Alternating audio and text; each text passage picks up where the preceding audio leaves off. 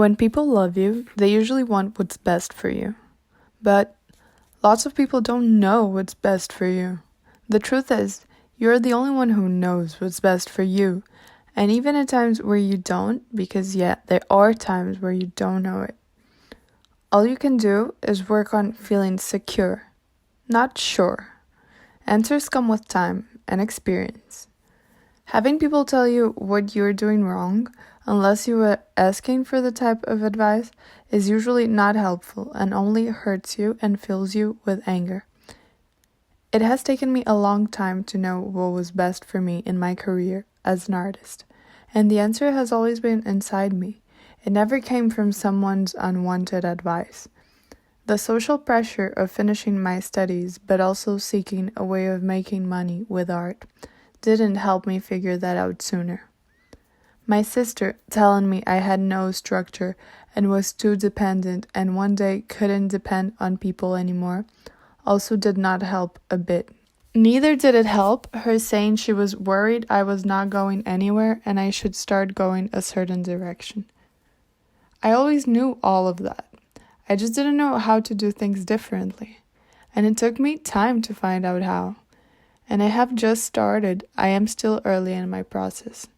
Not because I wasn't in touch with myself or trying to look inside. I really was. I went to therapy for years. I got into astrology, into tarot reading.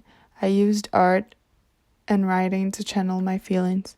But it just wasn't clear to me yet. I had to live certain things, grow, get to know myself more with time and experience, and then the answers have been coming increasingly clear to me, at their own pace, at my own pace. And from my journey so far, I can say that the first thing I wish I had learned earlier is setting healthy boundaries. As hard as it seems, I suggest you to not take any advice you did not ask for. Keep in mind that if you don't have an answer, even though you have been working on bettering yourself, which I believe we all are constantly doing, they also don't have it. That will make you feel empowered to not take their advice, instead of feeling inferior or like they have a certain authority in what they are saying, just because they have lived for more years or gotten farther than you in life, in most cases. Depending on your relationship with this person, you can choose to even pretend like you listen to their opinion and just go on with your life. But in this case, I imagine this is something that affects you and you care more about, so you should be upfront with them so that you don't hold grudges.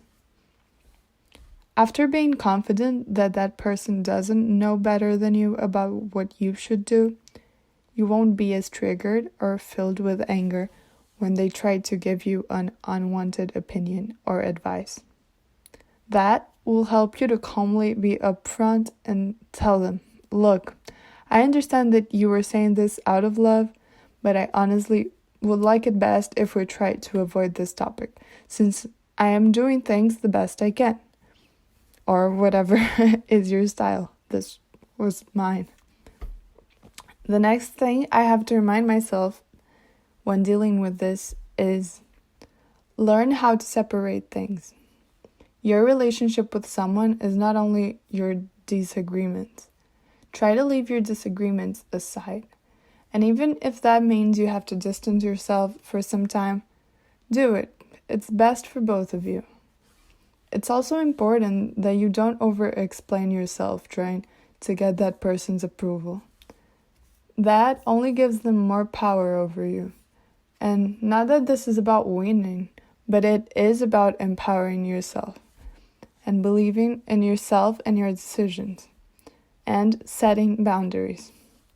Because if you feel invaded or hurt by an advice, then it is either not a good advice or not even an advice. Maybe it's just criticism. And you don't need to listen to that when you're doing your best. So, if it is an older sibling, for example, let them know you don't want that to be a conversation topic. If it's your parents, let them know you don't like the tone they are using with you, and they can talk to you like an adult, but you are intelligent enough to know what you are doing. Sometimes it will be as easy as them understanding and changing their attitude, but sometimes there will be a few discussions or a time of distance.